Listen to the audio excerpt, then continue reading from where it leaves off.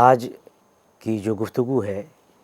اس کا عنوان ہے اردو شاعری میں طنز و مزاح، اودھ پنچ کا دور۔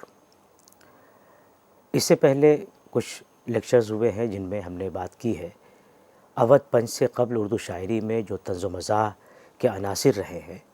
خاص طور سے رند اور محتسب کے حوالے سے ہجویں رہی ہیں، شعرا شعب لکھے گئے ہیں، یا نذیر اکبر آبادی کی جو ایک منفرد مثال ہے ریختھی، اور پھر مرزا غالب کے ہاں جو شاعرانہ مزاح ہے، اس حوالے سے بات ہوئی تھی۔ تو یہاں تک ہم نے جو اردو شاعری میں طنز و مزاح کے نمونے دیکھے یا عناصر دیکھے، ان کے سلسلے میں ایک بات یہ کہی جا سکتی ہے کہ وہ مغربی اثرات سے خالی تھے، کیونکہ ان میں فارسی طنز و مزاح کی پیروی تھی یا پھر اردو شعراء نے اپنی الگ شاہراہ بنائی تھی۔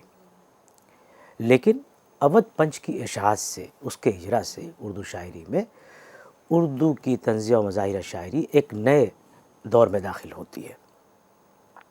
پہلی جنگ آزادی میں جو ناکامی ملی، اس ناکامی کے سبب جو باتیں سامنے آئیں وہ یہ کہ جو پرانی سلطنت تھی وہ ختم ہو گئی اور ایک نئی سلطنت، ایک نئی حکومت ہمارے سامنے آئی۔ اس نئی حکومت کے طفیل مغربی علوم و فنون، مغربی معاشرت اور مغربی تہذیب کے زیر اثر کہہ سکتے ہیں کہ ایک انقلاب رونما ہوا، جس نے ہندوستان کی آبادی کو ایک آسانی کے لیے کہہ سکتے ہیں کہ دو حصوں میں تقسیم کر دیا۔ ایک طرف وہ لوگ تھے جنہیں پرانی قدریں عزیز تھیں اور وہ نئے نظام کو قبول نہیں کر پا رہے تھے۔ وجہ اس کی یہ تھی کہ یہ جو نیا نظام تھا، اس کے آنے سے پہلے معاشرے میں انہیں خاص مرتبہ حاصل تھا، اور جیسی حکومت بدلی تو ان کی حیثیت میں ایک تبدیلی آ گئی۔ دوسری طرف وہ لوگ تھے، یعنی وہ طبقہ تھا جنہیں اپنے قومی کردار کی کمزوری اور اس کی پستی کا احساس تھا۔ اس کے علاوہ وہ طبقہ ان حالات کے لیے جو ایک وہ نقطہ نظر تھا پرانا، قدامت پسندانہ جو ذہنیت تھی، اور جو ہر بات کو، یعنی ہر ترقی پذیر عنصر کو یا رجحان کو وہ شدت سے مخالفت کرنے والا جو انداز نظر تھا، اس کو بھی یہ جو طبقہ تھا اس کے لیے ذمہ دار مانتا تھا، یعنی جو کردار کی کمزوری ہے قومی سطح پر، اس کے لیے۔ اس لیے یہ طبقہ نہیں چاہتا تھا کہ ان کا وطن ایک زوال پذیر معاشرے میں تبدیل ہو کر رہ جائے۔ اس فکر کی نشو و نما نے کئی باتوں نے رول ادا کیا۔ مثال کے طور پر ایک سبب یہ رہا کہ یہ طبقہ مغربی علوم الفنون سے آشنا تھا اور مغربی طرز معاشرت سے آگاہ تھا، جس سے ان میں کمتری کا جو احساس تھا وہ پیدا ہوا، اور اس لیے اس میں یہ خیال جڑ پکڑنے لگا کہ جتنی جلد ہو سکے مغربی، بالخصوص انگریزوں کے قدم سے قدم ملا کر دنیاوی ترقی میں حصہ لے سکے۔ یہ مسلمانوں میں بہت بعد میں اس طرف رجحان شروع ہوا، یعنی تعلیم کی طرف، نئی تعلیم کی طرف۔ ہندوؤں میں یہ بہت احساس پہلے سے تھا۔ آپ دیکھیں کہ ہندو کالج کا قیام ہوتا ہے، رام موہن رائے کی اصلاحی تحریک چلتی ہے، پھر ٹیگور تحریک کا اثر ہے۔ لیکن جو پہلی جنگ آزادی ہے، اس سیلاب نے، اس طوفان نے مسلمانوں کو بھی اس راستے پر چلنے پر آمادہ کیا۔ اسی وجہ سے ہم دیکھتے ہیں کہ 1863 میں نواب عبداللطیف نے محمدن لٹریری سوسائٹی بنائی۔ اس کا مقصد جو تھا کہ مغربی تہذیب کا استقبال کرنا تھا۔ دوسری طرف سر سید کے بارے میں آپ جانتے ہیں کہ انہوں نے مسلمانوں کو، جو ان کی نشأت ثانیہ ہے، اس میں بہت اہم رول ادا کیا ہے۔ اس سلسلے میں ان کی مخلصانہ کوششوں سے کسی کو انکار نہیں ہو سکتا۔ سر سید تحریک کی ابتدا میں ہی انہیں ایسے جانثار ساتھی ملے، ایسے رفقا ملے جنہوں نے مشن کی تکمیل میں کوئی کسر نہیں چھوڑی۔ ان میں مولوی چراغ علی، نواب محسن الملک اور حالی خاص طور پر قابل ذکر ہے۔ حالی نے مسلمانوں کی ذب و حالی کو ایک نئے انداز سے دیکھا اور بتایا کہ زوال کی اصل وجہ ان کا اسلامی معیار سے منحرف ہونا ہے، اور ان کی خواہش تھی کہ مسلمان قوم جو ہے پھر سے اسلام کی جو خالص قدریں ہیں اسے قبول کرے اور سادہ و باوقار زندگی گزارے۔ اس کی تکمیل کے لیے، اسے پورا کرنے کے لیے جو ان کا اپنا انداز نظر تھا، اسے عملی جامہ پہلانے کے لیے انہوں نے کئی حربے استعمال کیے، جن میں کبھی کبھی وہ طنز اور رمز کو بھی بروئے کار لاتے ہیں۔ انہوں نے اپنی تہذیب کا موازنہ مغربی تہذیب سے نہیں کیا، بلکہ اسلام کے عہد زریں سے اس کا تقابل اور موازنہ کیا۔ اس لیے ہم دیکھتے ہیں کہ سر سید کے جو رفقا ہیں، جو حال ہی کے جو معاصرین ہیں، جو سر سید کے مشن کی تکمیل کے لیے کوشاں رہے، تو دوسروں کے مقابلے میں حالی ہمیں زیادہ کامیاب نظر آتے ہیں۔ مسدس حالی پڑھیں آپ تو آپ کو اندازہ ہوگا کہ کس طرح سے انہوں نے اسلام کے عہد زریں کو یاد کیا ہے اور کہاں کہاں چوک ہوئی ہے لوگوں سے، مسلمانوں سے خاص طور سے، اس کی طرف واضح کیا ہے اور ایک لائے عمل دیا ہے اور ایک اصلاحی تحریک کے ساتھ آگے بڑھنے کا حوصلہ دیا ہے۔ تو یہ دونوں طبقے جن کا میں نے ابھی ذکر کیا، کہ ایک تو وہ تھا جو بڑے عہدوں پہ فائز تھا یا سماجی طور پر انہیں بڑے مقام مرتبے حاصل تھے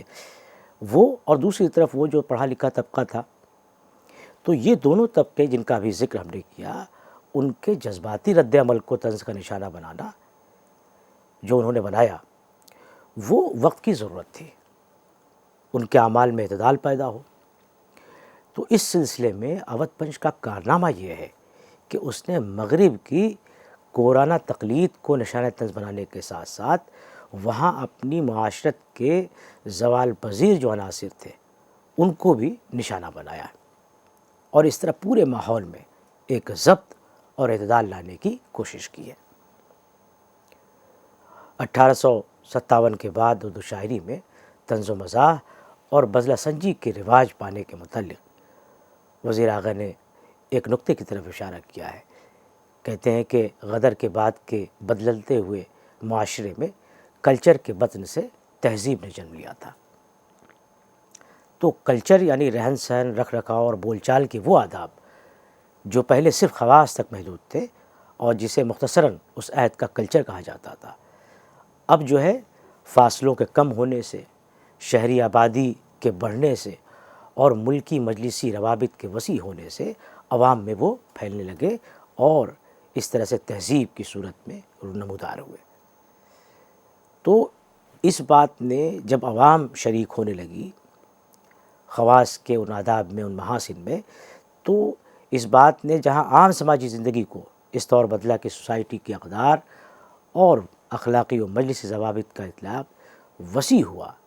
وہاں اس کے باعث فرد جو ہے اب سوسائٹی کا مرکز نہ رہ گیا، بلکہ سوسائٹی خود مرکز بن گئی اور فرد اس سوسائٹی کا ایک حصہ، یعنی اس طور پر وہ ضم ہو گیا، گویا ایک سمجھیے کہ ایک بڑی مشین تھی، اس میں ایک چھوٹے سے پرزے کے طور پر اس کی حیثیت ہو گئی آدمی کی، تو گویا پوری سوسائٹی مرکز میں آ گئی۔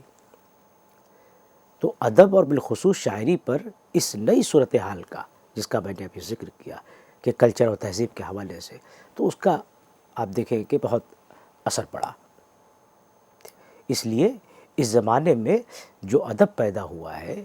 وہ یا تو سماجی اقدار اور مجلسی اور مذہبی ضوابط کو سنجیدگی سے پکڑے ہوئے تھا، لیے ہوئے تھا، اور یا عوام کی تفریح اور تنقیدی حس کی تسکین کے لیے مناسب تھا۔ یہ دو باتیں تھیں۔ تو پہلی جو بات تھی اس کے علمبرداروں میں مولوی نذیر احمد تھے، نثر کے حوالے سے اگر دیکھیں، اور مولانا حالی تھے شاعری کے حوالے سے اگر دیکھیں، اور دوسری جو چیز تھی یعنی کہ عوام کی تفریح اور تنقیدی حس کے لیے جو ماحول مناسب تھا، اس میں اودھ پنچ کے جو علمبردار تھے، اودھ پنچ کے جو نمائندہ لکھنے والے تھے اور جو اس سے وابستہ جو ان کا کارواں تھا اودھ پنچ کا، وہ سب لکھنے والے تھے۔ انہوں نے مزاح، بزلہ سنجی اور طنز کے وہ رسیہ تھے، اور ان کے جو مخاطب تھے وہ عوام تھے، خواص نہیں تھے۔ تو یہ صورتحال تھی جب اودھ پنچ جو ہے 1857 میں جاری ہوا، تو اس کے اجرا سے، اس کی اشاعت سے محفل جو ہے زعفران زار ہو گئی۔ شعراء اور مضمون نگاروں کا ایک پورا قافلہ تیار ہو گیا، ایک پورا کارواں تیار ہو گیا جو طنز اور مزاح کے وسیلے سے سماج اور فرد کی ناہمواریوں اور ان کی بے اعتدالیوں کو نشانہ بنا رہا تھا۔ آپ کے علم میں ہے کہ اودھ پنچ کا اجرا منشی سجاد حسین نے کیا تھا، ان کی کوششوں سے یہ جاری ہوا تھا، اور اس نے طنز و مزاح نگاروں کا ایک حلقہ پیدا کر دیا تھا۔ اس میں خاص طور پر پنڈت تربھون ناتھ ہجر، احمد علی شوق، مولوی سید ابوالغفور شہباز اور اکبر الہ آبادی شامل ہیں۔ ان کے علاوہ اور بھی شعراء تھے، مثال کے طور پر برق تھے، پیٹنٹ تخلص تھا، ٹریڈ مارک تخلص تھا، مولانا جنوبی تھے، عرش تھے، لاؤبالی اور سینکڑوں شعراء تھے، مضمون نگار تھے، جنہوں نے اپنے کارناموں سے، اپنی ادبی خدمات سے طنز و مزاح کی جو کا صنف ہے اردو کی، اس کو متمول کیا ہے، اس کو ثروت مند بنایا ہے۔ ابھی ایک نام میں نے لیا، پنڈت تربھون ناتھ ہجر، انہیں تحریف نگاری کے لیے جانا جاتا ہے، یعنی اودھ پنچ کے جو بہت اہم لکھنے والے ہیں ان میں ان کا شمار ہوتا ہے۔ ان کی تحریفیں ان اولین تحریفوں میں سے ہیں جو مغربی پیروڈی کے انداز پر لکھی گئی، اس لیے یہ آپ کہہ سکتے ہیں کہ پیروڈی کا جو جدید تصور ہے اس کو رائج کرنے میں ہجر کو بہت کامیابی حاصل ہوئی۔ ان کی تحریف کا یہ نمونہ ملاحظہ کریں جس میں انہوں نے غالب کی ایک غزل ہے، اس میں تحریف کی ہے، اور اب تحریف کے ساتھ ساتھ اپنے زمانے کی جو اقتصادی زبو حالی ہے اس کو بیان کیا ہے۔ کہتے ہیں، ایک مہینے سے چپ کے بیٹھے ہیں، واہ کیا واقعہ نگاری ہے، بیٹھے کوئی نہ آ کے دفتر میں، نادری حکم اب یہ جاری ہے، کیا کریں اب بیچارے اپرینٹس، رات دن شغلے آہو ساری ہے، ہائے تخفیف اور ٹیکس کے بیچ رو چکے سب، ہماری باری ہے۔ جیسا کہ میں نے ذکر کیا کہ اودھ پنچ کے مضمون نگاروں اور شعراء کی ایک بڑی تعداد ہے، جن میں 4 اہم لوگوں کا میں نے ذکر کیا تھا۔ دوسرا اہم نام جو ہے وہ ہے احمد علی شوق کا۔ ان کے کلام میں آپ دیکھیں کہ جو اودھ کی کھوکھلی معاشرت ہے اور ان کے نام لیواؤں کی جو بعض قوی عادات ہیں ان کو نشانہ بنایا گیا ہے، اور اس کے ساتھ ساتھ ان کے ہاں مغربی میلانات کے بعض جو قابل اعتراض پہلو ہیں ان کو بھی ہدف ملامت بنایا گیا، نشانہ طنز بنایا گیا۔ لیکن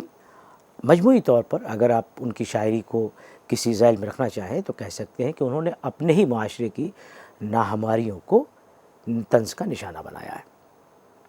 چاندوے سے زمانے میں محبت ہے ہمیں، بمبو پہ دل آ گیا ہے الفت ہے ہمیں، دم اپنا رہے ہیں یا نہ رہے بھاڑ میں جائے، دم اپنا رہے یا نہ رہے بھاڑ میں جائے، دنیا میں مدک کا دم غنیمت ہے ہمیں۔ اسی طرح یہ شعر بھی دیکھتے چلیں کہ رہے وہ گھڑی تن تو بنٹھن کے خوب، کرو چوک کی سیر تن کے خوب، بٹیر ایک دو ہاتھ ہی میں رہیں کہ تا لوگ نواب صاحب کہیں۔ یعنی اس پورے معاشرے میں یہ جو بات تھی کہ بٹیر کو لے کر کے گھومنا، تو یہ ایک اسٹیٹس کی علامت تھی اس زمانے میں، تو اس کو وہ طنز کر رہے ہیں کیونکہ یہ ہماری یہ ایک طرح سے کھوکھلی معاشرت ہے، یہ صحت مند معاشرے کی پہچان نہیں ہے۔ تو اودھ پنچ اخبار کے جو تیسرے اہم رکن اور معاون ہیں وہ ہیں مولوی سید عبدالغفور شہباز۔ ان کی شاعری کا جو نمایاں وصف ہے اس کی بے ساختگی ہے۔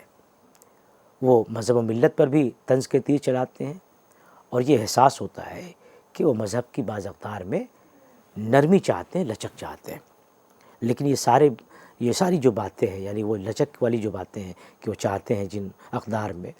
وہ بہت محتاط انداز میں وہ باتیں کرتے ہیں، اور مزاح کی چاشنی میں طنز کے رشتہ چلاتے ہیں، جس سے ان کے طنز میں نرمی پیدا ہو جاتی ہے۔ تو ان کے ہاں تفکر کا بھی رنگ ہے، جس کی وجہ سے مزاح کے عناصر کی خاطر خواہ جو ہے وہ پھل پھول نہیں پاتے۔ ان کی طنز و مزاح شاعری میں ایک سنبھلی ہوئی کیفیت کا ہمیں احساس ہوتا ہے۔ تو ان کی ایک نظم ہے جس کو یہاں چند اشعار جس نظم کے یہاں پیش ہے: شب ہی کو ہے سدا چمکتا چاند، شب ہی کو جگمگاتے کوکب ہیں، کالی رنگت سے تل ہے فقط زیب،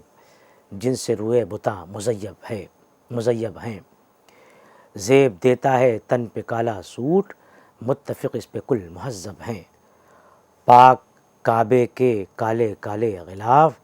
سرمے چشمے دینوں مذہب ہیں، گوری مذہب ہیں، گوری رنگت ہے گر سبب اس کا، ہم میں بھی کالے کم نہیں سب ہیں، پتلیاں اگر سفید ہو جائیں ہر قدم پہ قدم مذبذب ہیں، رشتہ مندوں میں خوں اگر ہو سفید لاکھ اقرب ہوں پھر بھی اقرب ہیں۔ یہاں اقرب صوت کے حساب سے تو آپ کو اس پہ فرق نہیں سمجھ میں آ رہا ہوگا، لیکن املا بالکل الگ ہے اس کا۔ پہلا جو اقرب ہے وہ قریب کے معنی میں، یعنی جو اعزا و قارب ہوتے ہیں، لاکھ اقرب یعنی بہت قریب لوگ ہوں، لاکھ صحیح پھر بھی اقرب ہے۔ دوسرا جو اقرب ہے وہ عین سے ہے، یعنی بچھو کے معنی میں ہے، یعنی لاکھ عزیز و اقارب ہوں وہ بچھو کی طرح ہے، لاکھ اقرب ہوں پھر بھی اقرب ہے، سچ بتا ان پہ کیوں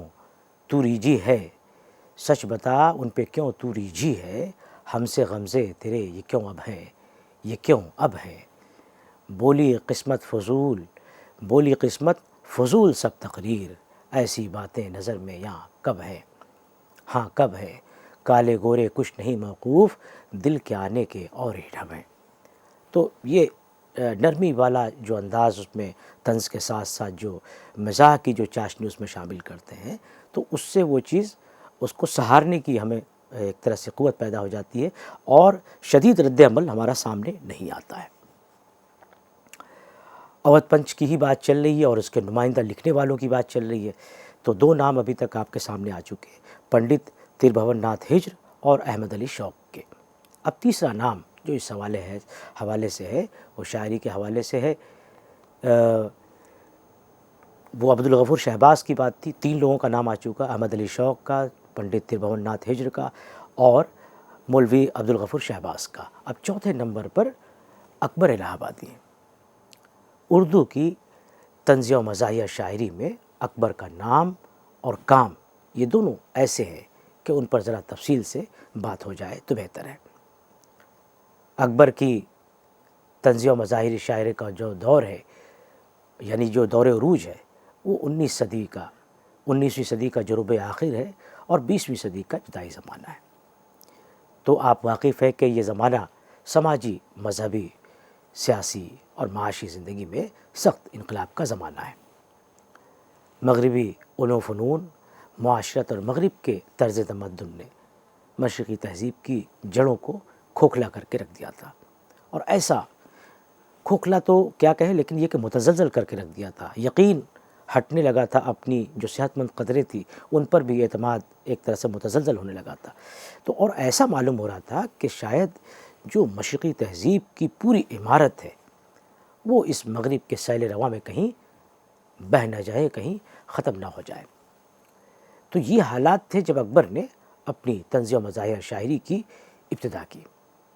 اس شاعری کے پس پردہ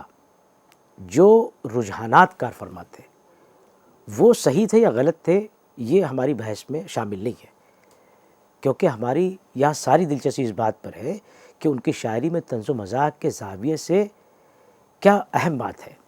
یعنی یہ دیکھنے کی ضرورت ہے کہ آیا اس شاعری کا دار و مدار صرف لفظی بازیگری کے سہارے قائم ہے، یا پھر خیال اور مواد کے تیکھے پن سے بھی کوئی مضحک پہلو پیدا کیا گیا ہے۔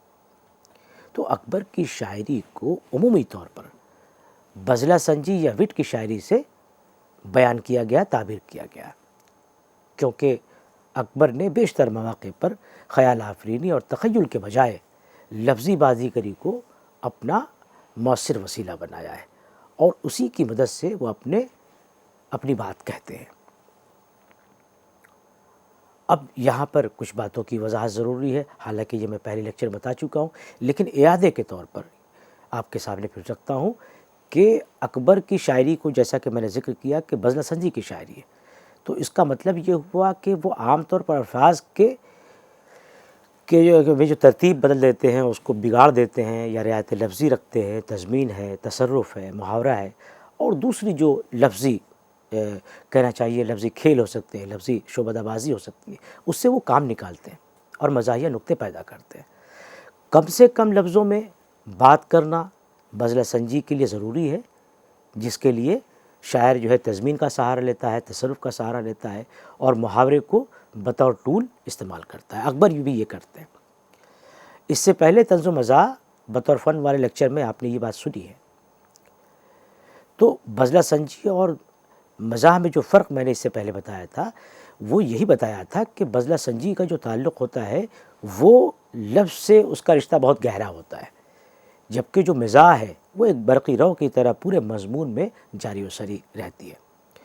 تو بزلہ سنجی کا جو دائرہ ہے وہ محدود ہے، جبکہ مزاح کا جو دائرہ ہے وہ وسیع ہے۔ تو اگر کسی زبان میں ہم ترجمہ کریں تو بزلہ سنجی کا ترجمہ نہیں کر سکتے۔ اس کی وجہ یہ ہے کہ اس کا جو تعلق ہے اس کا رشتہ لفظ سے بہت گہرا ہوتا ہے، اور مزاح چونکہ پوری ایک کیفیت ہے تو اس کیفیت کی وجہ سے آپ اسے پوری دوسری زبان میں منتقل کر سکتے ہیں۔ تو اکبر کی شاعری میں بزلہ سنجی اور وٹ کے نمونے کے لیے پردے سے متعلق ان کا وہ جو شعر ہے، ان کی دو شعر ہے وہ بہت مشہور ہیں، اور عام طور پر طلباء کو بھی یاد ہوتے ہیں، لوگوں کو یاد ہوتے ہیں کہ بے پردہ نظر آئیں جو کل چند بیویاں، بے پردہ نظر آئیں، بے پردہ نظر آئیں جو کل چند بیویاں، اکبر غیرت قومی سے، اکبر زمین میں غیرت قومی سے گڑ گیا، پوچھا جو ان سے آپ کا پردہ وہ کیا ہوا، کہنے لگی کہ عقل پہ مردوں کی پڑ گیا۔ تو اس سے یہ صاف ہو جاتا ہے کہ یہاں انہوں نے رعایت لفظی سے فائدہ اٹھایا ہے۔ اس نوعیت کے اشعار جن میں انہوں نے لفظی شعبدہ بازی سے کام لیا ہے، لفظی بازیگری سے کام لیا ہے بہت بڑی تعداد میں، لیکن ان کے کلام کا ایک حصہ ایسا بھی ہے جہاں انہوں نے لفظ کے بجائے خیال اور اسلوب کے بجائے مواد کو زیادہ اہمیت دی ہے۔ اور یہ بھی یاد رکھنا چاہیے کہ اکبر وٹ کا استعمال بطور ٹول کے کرتے ہیں، ایک آلے کے طور پر اس کا استعمال کرتے ہیں، وہ ان کی منزل نہیں ہے یا ان کا وہ مقصود بذات نہیں ہے۔ جیسے ان کا ایک بہت مشہور شعر ہے کہ کیا ہے کہ یہی فرماتے رہے تیغ سے پھیلا اسلام، یہ نہ ارشاد ہوا توپ سے پھیلا کیا ہے۔ تو اب یہ شعر ظاہر ہے کہ جب ہم اسے پڑھتے ہیں تو یہ حسن ادا کی مثال تو ہے، بہترین طریقے سے انہوں نے ایک بات کہی ہے، لیکن اس کی اصل جو اہمیت ہے وہ اس طنز میں پوشیدہ ہے، اور اس طنز کے علاوہ اس میں حسن ادا سے انہوں نے صرف کام لیا ہے، اس کو بطور ٹول استعمال کیا ہے کہ یہی فرماتے رہے تیغ سے پھیلا اسلام، یہ نہ ارشاد ہوا توپ سے پھیلا کیا ہے۔ یہاں دو تین اشعار اور آپ دیکھیں جن میں اکبر نے طنز و مزاح کے عناصر کو پیدا کیا ہے، طنز و مزاحیہ شاعری کے حوالے سے،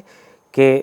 بطور یعنی وٹ کو پیدا کرنے کے لیے بطور ٹول استعمال کرتے ہیں۔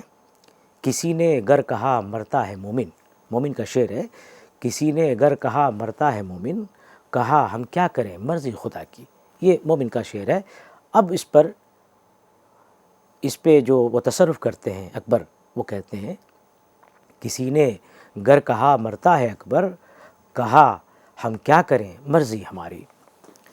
اسی طرح سے دوسرا شعر ہے کہ آندلیب مل کے کریں آہوزاریاں، تو ہائے گل پکار میں چلاؤں ہائے دل۔ اکبر نے اس شعر میں تصرف کیا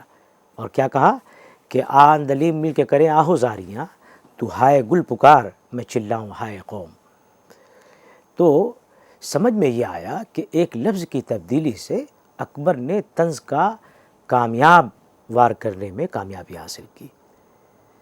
لفظی تصرف کی مثالیں جو ابھی آپ نے ملاحظہ کی ان دونوں اشعار میں، وہ بجائے خود اکبر کی شاعرانہ خصوصیات میں اہمیت کی حامل ہیں، کیونکہ وہ پیروڈی اور تحریف کے ضمن میں آتی ہیں، اور مغرب کا پیروڈی کا جو تصور ہے یعنی خالی لفظی ہونے کا تصور اس سے کافی قریب ہے۔ تو اکبر نے وٹ کو پیدا کرنے کے لیے طنز کا سہارا لیا ہے اور بڑی بڑی اس میں باتیں کہی ہیں۔ تو ایک تو چیز ہے کہ بزلہ سنجی ان کے ہاں ہے الفاظ کی مدد سے، اور ابھی اس کے اوپر اور بھی گفتگو ہوگی، کیونکہ اکبر تو ایسے شاعر ہیں کہ ہمارے ہاں باقاعدگی سے جو طنز و مزاح شروع کیا ہے، وہ پہلے شاعر ہیں اس طرح سے کہ وہ وٹ کو اس طرح سے استعمال کرتے ہیں۔ تو ان کے اوپر اور بھی تفصیل سے بات ہوگی۔ بہت بہت شکریہ۔